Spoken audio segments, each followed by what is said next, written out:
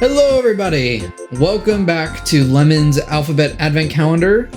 Today we have some heavy-hitting letters today, as you can see by the length of this video, that there's a lot to talk about for the letters S and T. I think S alone has 13 potential honorable mentions that I wouldn't be surprised if anybody had these on their list, but nevertheless, only one can reign supreme.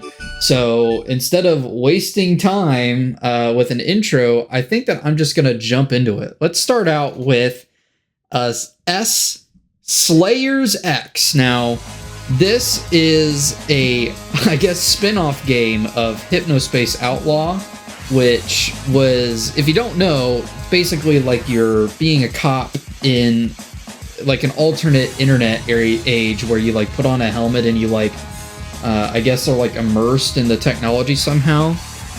Slayers X is such a unique Doom clone, especially because it's a Doom clone that is out in like the modern age, which I just think is very creative. You know, we've always like kind of harkened back to those retro games with Quake, things like that.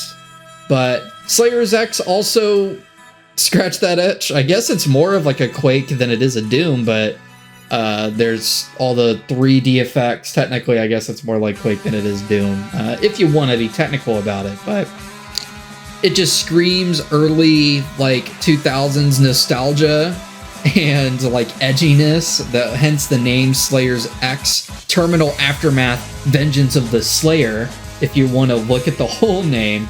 But again, it is a Doom clone. I think you can beat it in about 3 hours, but it was a really fun time. It's even interesting because it kind of even had one of the problems, which is like, I don't know what to do in this level. So I had to look up a guide in order to figure out where to go in one or two occasions. But yeah, Mevin is classic for that one.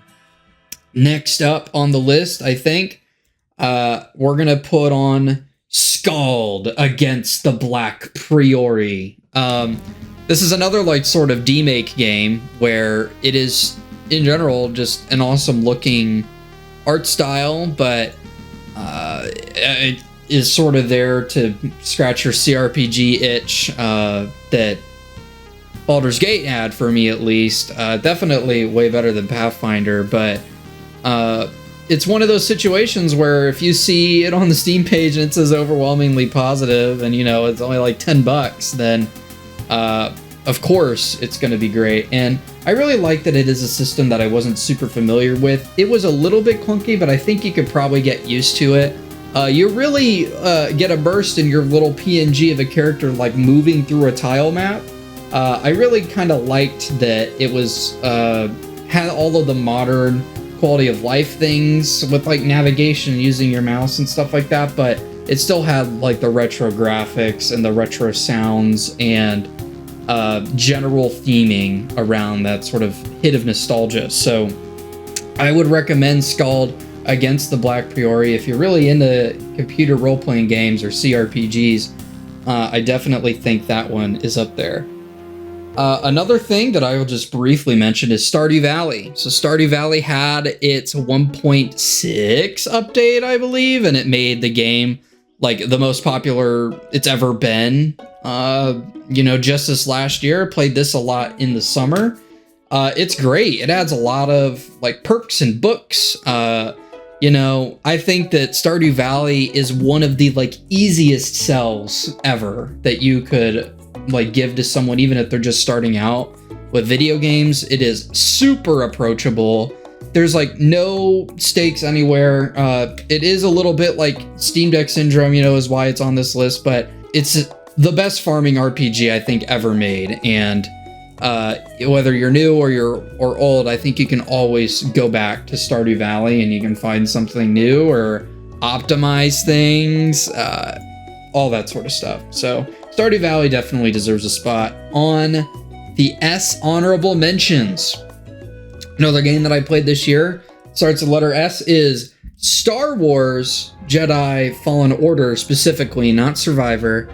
this was like kind of the testing the Steam Deck and its limitations, and there were times where it was a little wonky, I'm not gonna lie. Sometimes it will crash, but it held surprisingly well. When it does hold, it does hold. I think that it could have just been the fact of its PC port of the game is what is like making it a little bit more unstable in the platform, but you got to turn it to like low or medium-ish graphics.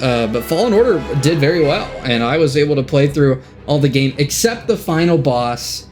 I'm gonna say that it was a win because that final boss is so cheap, like actually cheap. It's not even funny. You have to cheese it.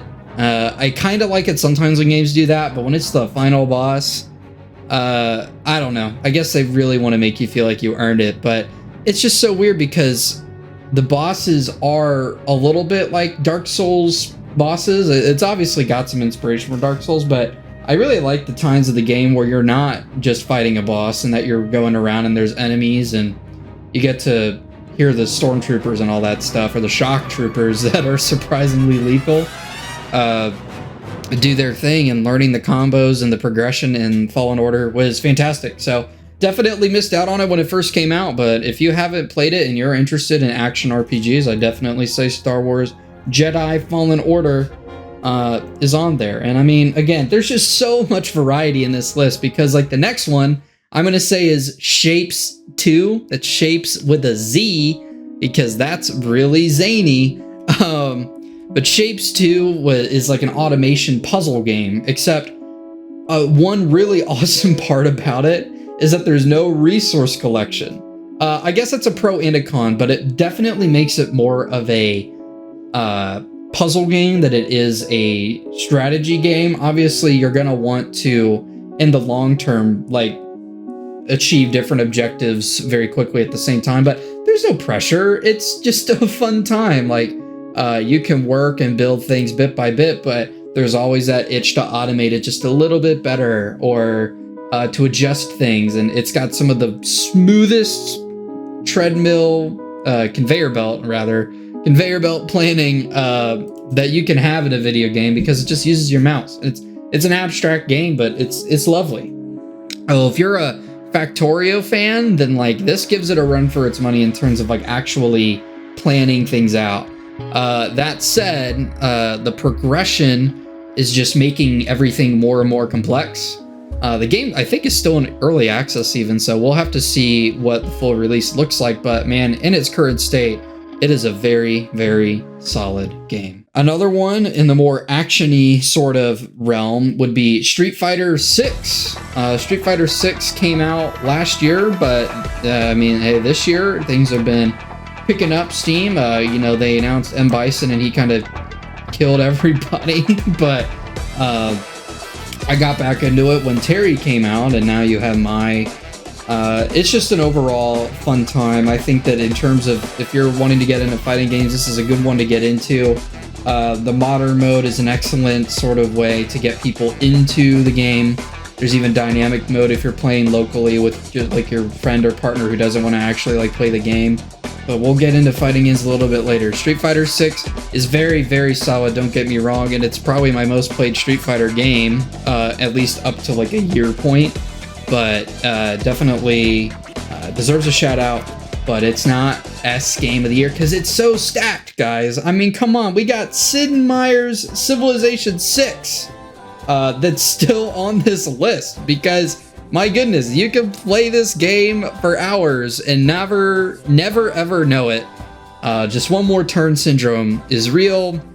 This game is very well stylized. The content, now that all the DLC is out, is very full, and there's a lot of different ways that you can play it, and it's always great to just change it up from time to time. Be like, yeah, no, I'm gonna be domination focused, or I'm gonna be cultural focused, I'm gonna be very peaceful, or you know, you just want all the money and you want it to make it rain, you know, all that stuff. So looking forward to Civ 7, which comes out like in a couple months, and I'm crazy excited for it. But that does not mean that Sid Meier's Civilization 6 is Game of the Year for the S's. It doesn't mean it. When I first saw this game, Shadows of Doubt, I thought that there was like, holy cow, this is a very innovative game. It's very immersive. It really sort of made you feel like a detective. It's so cliche, I'm sorry. Shadows of Doubt is you're working basically as a PI to solve murders for people, and there's information that you have to kind of collect.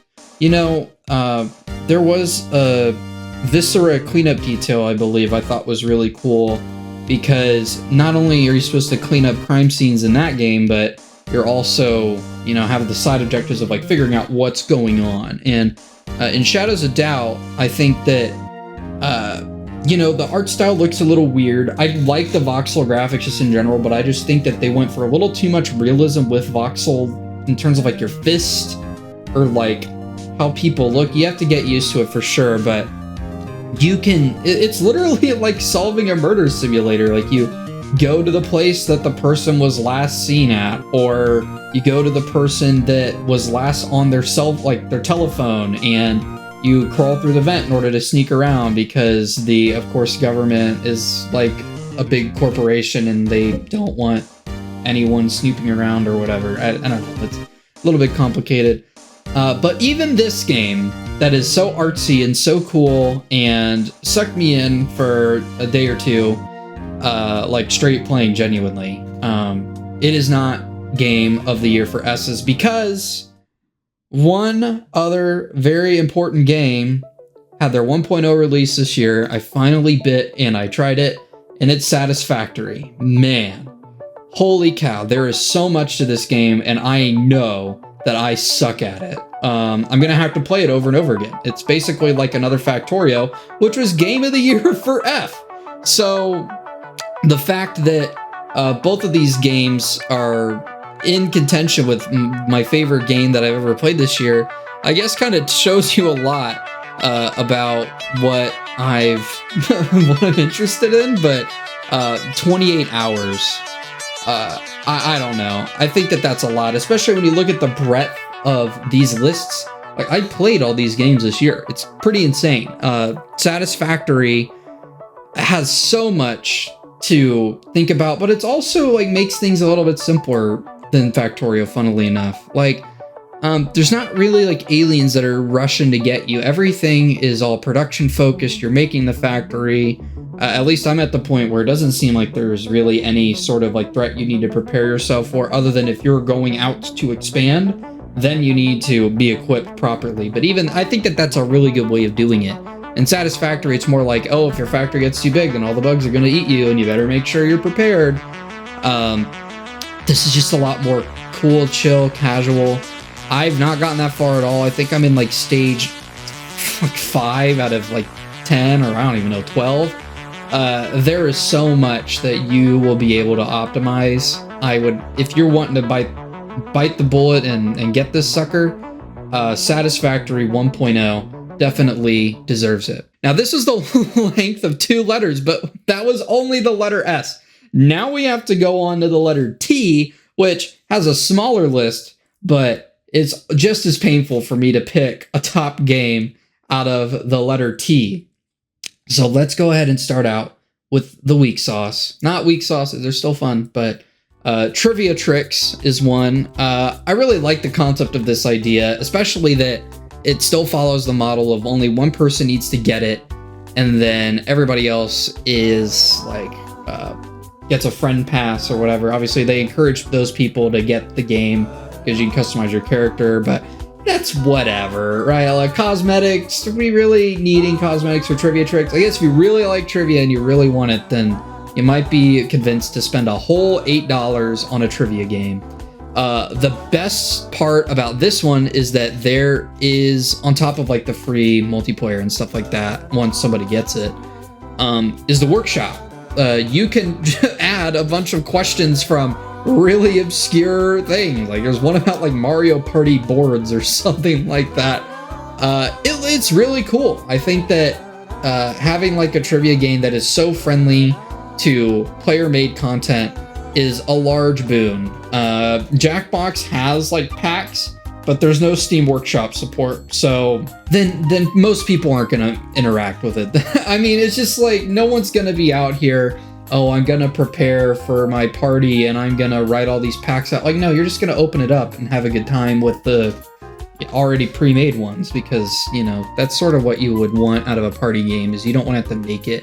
But if other people are making it and you can just click like, yeah, let's do it. Let's do Taylor Swift songs, baby. We can get it. Just the format is good. And, you know, they even added like a co-op mode where you have to guess questions against like a quiz boss or something like that. So I think that could be a lot of fun. I definitely think that my friends are a little undersold on it right now, but I think that it's going to be in our future a little bit. Another one that we can get out of the way pretty quickly, but I still want to give a big shout out to, is Trombone Champ Unflattened. Oh my goodness. Being able to play the trombone and sound funny is one thing, but adding actual motion controls using a controller rather than the mouse sliding up and down, I think is genius. Straight up. I can't wait to play some more Trombone Champ in VR. You're in the concert hall. You get to, you know, customize your character even still. Like, it just sounds like a no-duh amount of time. And I saw it and I blew it. I got it instantly. The game looked awesome. Now we're hitting some bigger ones. Let's go with the Talos Principle 2. Again, this is Steam Deck year, right? So I was looking for things to play on the Steam Deck. On the couch, having a great time, you know, sipping your wine, whatnot, casually enjoying the Talos Principle. I really liked the first one. I think the second one came out, or maybe it was early access or something. It might have been like last year, but this is the year where I actually took it. And I actually really like the new storyline. It has a bit of a Hotline Miami 2 effect where it's a little bit less direct, or it's more direct rather. So the first Talos Principle was not very direct in the storytelling. It was pretty natural. You had Elohim, the like narrator or god, I guess if you want, that was guiding you through all these challenges, but then as you're typing things in the computer, you're looking at the different markings, you kind of realize that like the whole like objective of the game is to defy him and like you know, free yourself from like the simulation or whatever. And then the second one kind of picks up off of that, and they said like, yeah, like this old simulation used to exist, but now we're like finding levels of this strange appearance of these puzzle islands, and by doing puzzles you're like activating a pyramid, and different people have their different points of view. Like there's the adventurous one, there's like the cautious one, there's actually like NPCs that you could talk to, like Fallout style. I don't know like if it's Fallout 3 style or like your conversation points actually like matter or whatnot, but it's nice to listen to, because the Talos Principle 1 had a lot of reading the logs, and there's still a lot of reading in Talos Principle 2, but it's genuinely really interesting stuff, at least for me. I don't know. There's a lot of philosophical references, and you can learn a lot with the Talos Principle. The main issue with the Talos Principle 2 is it got to a point where I didn't know how to advance, and I just kind of stopped. So it's not even like as simple, I think, as looking at a walkthrough, because I don't know, things are a little bit more scattered. I like the exploration, the compass at the top. I think that it's a great game, but ultimately T is just so stacked that it's not going to be winning. Another one that people might be surprised as an honorable mention would be Tom Clancy's Rainbow Six Siege. I even mentioned in the Kovacs video that this was the thing that I was trying to get really, really good at, was Siege. And I think that overall this year Ubisoft has done well. You know, there's a big caveat to it, because on one hand, they really needed to address some of the issues with the cheating and some of the issues with quality of life. And so that led to a couple of seasons where it really felt kind of bare. And I'm really hoping that that's not going to continue. I think that some of the best seasons have been this year in terms of like balance, but we'll have to wait and see in terms of year 9, season 4, if that's going to shake out to be really well. I think it's really well. Another thing too is that my squad that I usually would play with Siege, they can only really stomach it for like an hour, which is a bit of a shame. You know, I really miss the days where you can.